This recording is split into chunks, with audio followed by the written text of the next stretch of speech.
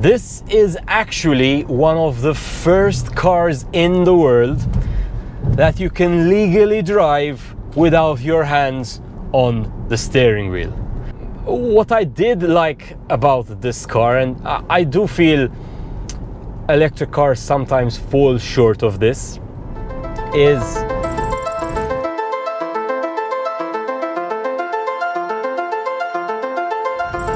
Ford Mustang Mach-E GT. All 480 horsepower of which, and I get to take it out for a drive today and share my experience with you. Now, of course, there's renewed interest in this vehicle despite being a 4-year-old model, because they've done a major overhaul, right? In 2024, they've completely changed the battery system in the lower variants of this car, which has also meant that they've been able to reduce the price. Things we like a lot. But I'm going to tell you all about the driving modes, how it feels on the road, talk to you about the interior and a lot of other details. I'm Luke, and welcome to another episode of The Future is Electric.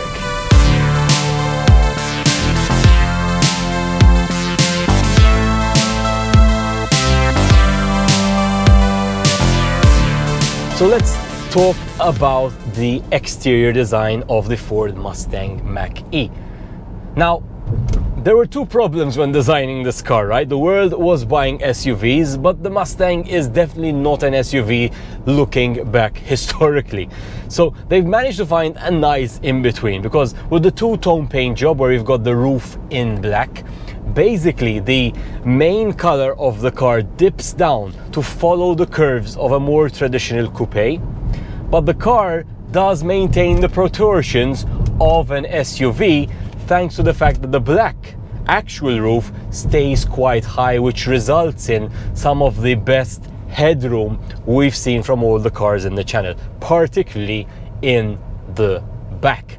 Now, besides that, obviously there is a lot of tributes to the Mustang, starting from the headlights to the taillights. So they're not completely forgetting the internal combustion classic when designing this car.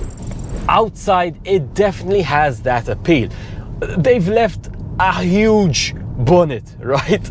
Even though there's no massive internal combustion engine under there, the bonnet is massive by most standards. But the good news about that is that if you pop open the hood, there is a sizable front trunk or frunk, which possibly the biggest we've seen on the channel, and I would say it's big enough that is actually usable. Sometimes the frunks are like, okay, you can put a shopping bag, you can put your charging cable, but this is some legit space in front. So I like that they've made that frunk nice and big, taking advantage of the muscle car, so to speak, sized bonnet we have in this vehicle. What I'd really like to see, and I haven't seen it in any cars yet, and this is my appeal to automakers, it's great you're putting in a front trunk, but I want to be able to open it with the same level of ease I open the back, just by pushing a button. So hide a button somewhere in the front where we can open the front of the car, not the traditional way where you come in here and you're fiddling trying to find the controls or a lever or some button in some menu. I want to be able to open it from outside, because when I arrive with my shopping bags, that is where I need essentially to be able to open the front. So note to all manufacturers, we want a button to open the front trunk from the front of the car.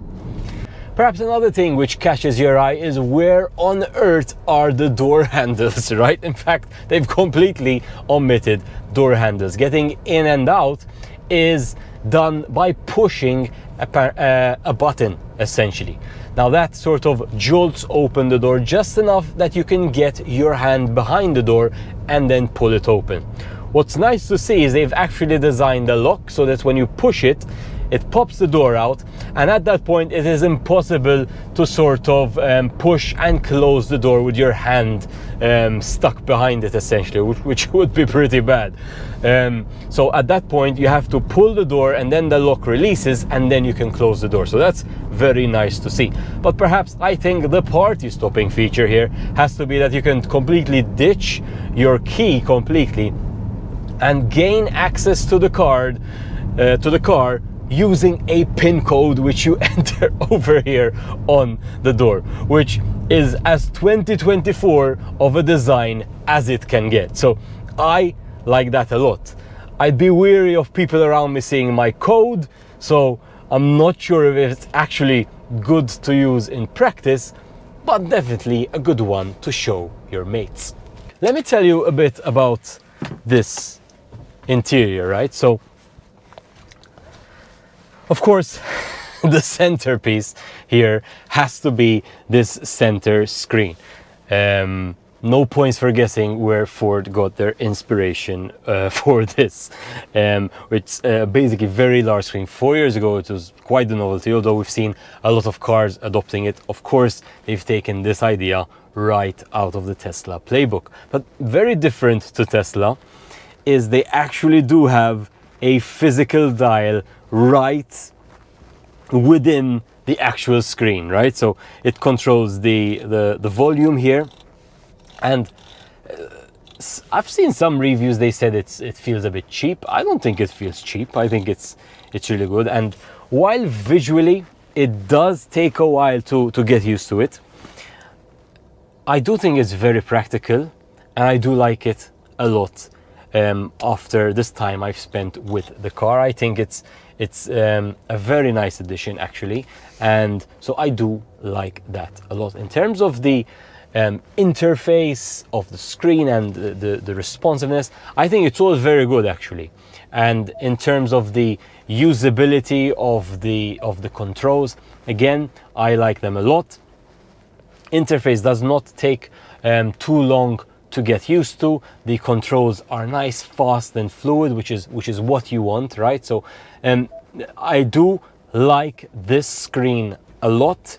Together with the screen you get wireless Apple CarPlay and wireless Android Auto, both as standard. So besides the center screen we also get a second screen, which is actually around, I believe, 10 inches across over here, although it's not that high. And this is something you don't get on a Tesla, right? Which is basically your instrument cluster, which is showing us my range, battery level, which gear I'm in, of course the speed, and whenever I do have the driver assistance features, you do get some graphics over here as well. I like it a lot. In terms of the organization of the graphics, I think it is neat, and I think right away you see the information you want. I've driven so many cars where they have an instrument cluster digital like this, and it's just a bit all over the place, and you're like, there's so much information condensed into one section. I think this is nice, clean, elegant, spaced out, but most importantly, for that split second you're taking your eyes off the road, you get it. You get the information you want right away. So this I like a lot. Of course, the interior, I think, of course, I am in the top of the range version, to be fair. That's what they've given me today. And I think the fit and finish is definitely up there with the best. It has the Mustang feel in the sense that it's nice, elegant, but I'd say still a bit rugged. But what's really nice is they're using the material for the speakers a lot in different parts of the car. That's because they're hiding the speakers behind it, and that's integrated very nicely into the design here on the dash, etc. So I like that. We have a wireless phone charging pad that's found down here, and there's a second space for a second phone, although that second phone has to be smaller than your first phone because they won't fit together, or maybe it's made just for one phone and you have to decide if you want a wireless charge or not. I'm not sure there, but there is space for a phone and another smaller phone. Cup holders, I mean, then it's very simple, to be honest. a lot of the controls are obviously done from the touchscreen. We've got our driving selector knob down here, parking brake, hazard lights, and quite a bit of controls, physical buttons on the steering wheel for volume and setting the cruise control and stuff like this, actual indicators, control of the mirrors, etc. So there are physical buttons for those, but again, a lot of the things are taking place in the screen. Now, of course, another beautiful thing about this interior is the glass roof you're seeing on top of me. Now, today's quite a hot day actually here in Malta. We're looking at 30 degrees Celsius, and I've had the air conditioning on, yes. I wouldn't say I felt hot, so the glass is quite a bit tinted. If I touch the glass, it's quite hot actually though, so it is feeling the heat, but I wouldn't say it's radiating it into the cabin, or at least the air conditioning is definitely doing a good job. I'm pointing this out because, like another few cars we've seen on the channel, there is no shade to close this. The glass is literally the roof. The benefit of that is the extra headroom, right, which you do get with a glass roof, which you wouldn't usually get if you had a shade or if you had a normal roof, especially in the back, right? So that's very, very nice to see. So I think overall, quality and fit and finish of this Mustang is very, very nice. All right, let me tell you a bit about these driving modes and the regen of this car. So usually these are two separate things, but what Ford have done in the Mustang here is they've linked them together. Now, besides that, we have some unusual names for our driving modes, right? So we've got our most calm mode is known as Whisper. It's what I have it in at the moment. As the name implies, there's no sounds at all, which you'll see in a second once I put this into the other modes what the car actually sounds like. But this is your quiet, your peaceful mode. Besides the throttle response, right, which is slowed down in this case to make for a more relaxed driving experience, the steering wheel is also on its most relaxed and easy to use form. So this is for your calm city driving, especially if you're like weaving through traffic, then you definitely want to keep this steering wheel on this car, otherwise you're just gonna tire out your hands here. So this is their Whisper mode. Important to note, there's virtually no regen strength when I have it in this mode, so my foot is completely off the accelerator at this point, and the car coasts like any internal combustion car would coast. Now I am going to put it in the active mode, which is sort of the middle tier here, and you already start to feel the steering wheel getting a lot tighter. We interrupt this program for a dose of internal combustion. All right, we're back. So active mode, steering is a lot tighter, and of course the throttle response, you immediately feel the difference. The car does not reset with your foot on the gas. You have to let go and then press the gas again, but you definitely feel that extra dose of power. Now, if you want the full dose of power, all 480 horsepower of which all 860 Newton meters of torque, then you put your Mustang Mach-E into the untamed driving mode. I love the names, I really do. Besides the throttle response, which yes does increase to give you the full dose of power right away without any delays, the steering is also more responsive, so the steering wheel definitely a lot tighter and a bit more firm as well compared to those other modes. Now, another thing in this untamed mode is we start to feel that regen actually coming back, and so the car still coasts once you let go of the accelerator pedal, right? But there is a bit of regen strength there. I have to say again, very, very mild, right? So nothing next to some other EVs we've seen and experienced on the channel. So there is a slight slowdown, but it's honestly barely noticeable. Of course, if you do want the full dose of regen, then you want to activate the one pedal driving mode. So to be fair, I'm not in a great situation to do this. You would definitely want to do this if you're, like, say, stuck in traffic, so you'll be able to drive your car literally using just one pedal. The reason for that is because as I lift my foot off the accelerator pedal, the car will start to slow down to the same degree as if I'm applying the brakes, and it will come to a complete halt. So we are going to need some traffic for me to test this out, because I can't really do it here. You would not want to apply this on a main road like I am at the moment, or on a highway, because it just tires out your foot, really. It works the opposite way in that situation. But here I'm approaching a roundabout, lifted off the accelerator, never needed to apply the brakes, and we are going. All right. I want some stop and go traffic. When you need traffic, you don't find it. I didn't just say that. We've made it to Slima, which means we've made it to the traffic. And I've got one pedal on, of course. And as you'd expect, it is one of the easiest ways to drive a car in traffic, because it's one pedal. When I want to stop, I just lift my foot off the accelerator. No brakes required, right?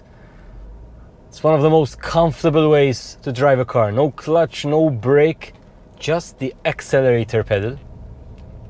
And I want to go forward, I press it. When I want to stop, I just lift my foot, and the car comes to a complete halt. Now, the way this is working is the electric motor essentially works as a generator in reverse, so to speak, and it's taking the energy, the momentum from the car, and converting it back into electricity, which goes in the battery. The effect, though, this has is that the car does slow down, and it's almost like an engine brake. But with a one pedal driving mode, which this Mustang has, basically at the end of that electric braking sequence, the actual physical brakes, the normal ones, they kick in automatically as well to completely bring the car to a halt. Now, I've tried a few cars, a few different brands with this one pedal driving mode, and generally some of them have a bit of a flaw where when it comes to that transition between the electric brakes and the physical brakes, you do feel it, and you do feel that thud, but not in this one. They've done a really smooth job in the transition point. So I like the one pedal driving feel in the Ford Mustang Mach-E a lot. So let me tell you about their Autopilot 360 feature. So this is a modern car, and like many modern cars, it comes with a number of I wouldn't call it self-driving, but driver assistance systems, advanced driver assistance systems. And basically, one of the first ones you're going to notice is your lane keep assist. So this is using that front-facing camera, which is found up here. It's dedicated for that purpose, and basically that's reading the road lines in the road.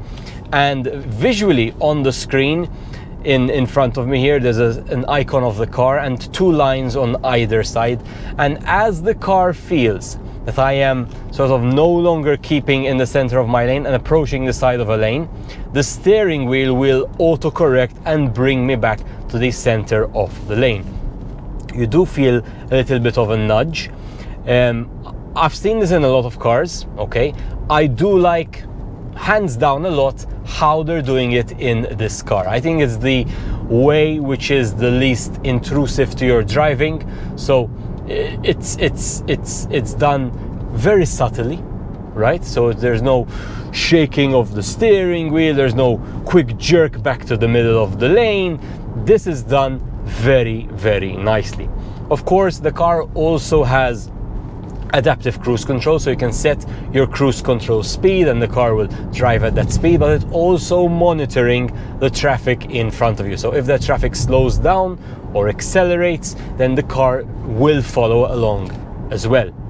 Now, besides these assistant features, there are a number of safety features which actually helped this car achieve the 5-star safety rating it achieved by NCAP in 2021. So for example, it has an automatic emergency braking. So it's looking in front of you, it's identifying the speed of anything in front of you or anything crossing your path, right? And if it feels that the car needs to stop, first there is the warning, and then there is the full application of the brakes to try keep you and your occupants and everybody else as safe as possible. So automatic emergency braking. Now this also works for what is called rear cross traffic. So if you are reversing out of a parking lot or something like that, and somebody crosses, or there's another car or something, the car will also detect that and also stop you from reversing into whatever is behind you. So it also works in reverse. Nice to see that. Not all cars have that feature, so this is a bit more on the unique side here. And another thing they have, I mean, they've advertised it. I'm not going to be able to test it, that's for sure. Well, I hope not. Which is basically a feature where if the car detects that you are about to collide and you need to make a rapid steering maneuver by swerving to the side, at that point, during that emergency braking procedure, there is although the car won't steer the steering wheel for you from that opposing traffic, it will, it's sort of, the way I would describe it is the power steering increases its power, so it's a lot easier for you to sort of get the car out of the way from a possible collision. So that's another feature they have in this car. Again, quite unique, haven't seen that. But nice to see it here nonetheless. Well, of course, we've got blind spot detection. You may be able, I don't know if you're seeing it in my mirror at the moment, so that's a little light. It's detecting what is beside you on both sides of the car, and whenever there is someone or something in your blind spot, that light is going to be on to warn you that there is another car or another vehicle there. So that's a very, very useful feature. I like it. It's so simple and so subtle, but makes a huge difference. This is actually one of the first cars in the world that you can legally drive without your hands on the steering wheel.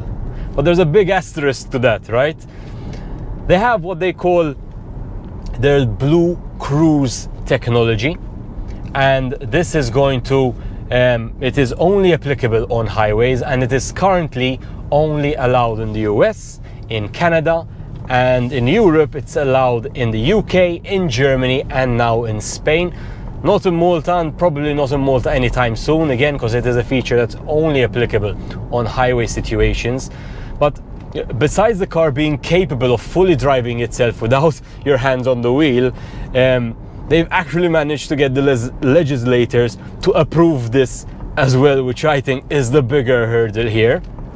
And basically, you can drive without your hands on the wheel, but you do have to make sure you keep your eyes on the road. And that's where the front-facing camera sensors here, which are looking at the driver constantly, are sort of measuring your attention. They're being used definitely for that BlueCruise. So the second I start to like veer off and not pay attention to the road, this car is definitely going to warn me. And if you have that BlueCruise turned on, it will turn it off for you and will start to slow the car down essentially. But in normal driving as well, the car will warn me if it feels that I am distracted and I'm not giving or don't have my eyes on the road and not paying attention essentially. So this suite of sensors here is actually becoming standards in cars from 2024. So there's probably a leeway period by when the automakers have to implement it in their vehicles, but this is going to be the norm going forward, which is basically cameras and sensors looking at the driver, okay, making sure we are attentive as we are driving. I know some people are not going to like that. Big Brother is gonna be watching you, but safety comes first, and I think this is a good step in the right direction. All right, so how does it perform? So I have driven a few cars, right, on the channel. So we're here, which are of this, let's call them supercar category, which have more horsepower than you'd ever need. Most of the times though I do drive them in Malta, so we definitely do not have the roads where to put them to the test. What I did like about this car, and I do feel electric cars sometimes fall short of this, is I think there is an element of soul to this car, and it is a bit more playful and reactive than some of the competition out there. For example, say a Tesla, which arguably can go faster, but you do start to lack a bit of character there. And I think this is one thing which this car does not lack, it's character. And you know what? The fake engine sound rumble, I like it. I mean, it's completely fake, right? But I think that the reaction you get, and ironically it's coming from the speakers in the rear to remind us of the heritage of this brand, right? But I do like it. I like there's that reactivity. I think one thing that's a bit shaky in this car is it's trying to be a sports car, but it's also really an SUV, so you're quite high up in the driving position, so that sort of fights against it. But I mean, when it comes to the handling, to the way the reactivity of the steering wheel, particularly in this untamed mode, right, I think they've done a fantastic job here. How does it compare to a traditional Mustang? And will somebody who loves their petrol combustion engine Mustang like it? Probably they won't, right? I think this is for a new breed, a breed which is interested in where the future of cars is going. The Ford Mustang Mach-E has entered a new era, right? 2024 being the year that they've done a complete battery overhaul. I hope you enjoyed the driving video. If you own a Mach-E, tell me what you think of these changes and your experience driving it somewhere else in the world, in possibly much busier or faster roads than we have here in Malta. But as always, I'd like to thank you for watching. Hit the like button. If you haven't seen it already, make sure you check out the tech focus review, because I go into all the details which are giving this car its underlying performance and technology. But as always, I hope I've convinced you, together with the Ford Mustang Mach-E GT, that the future is electric.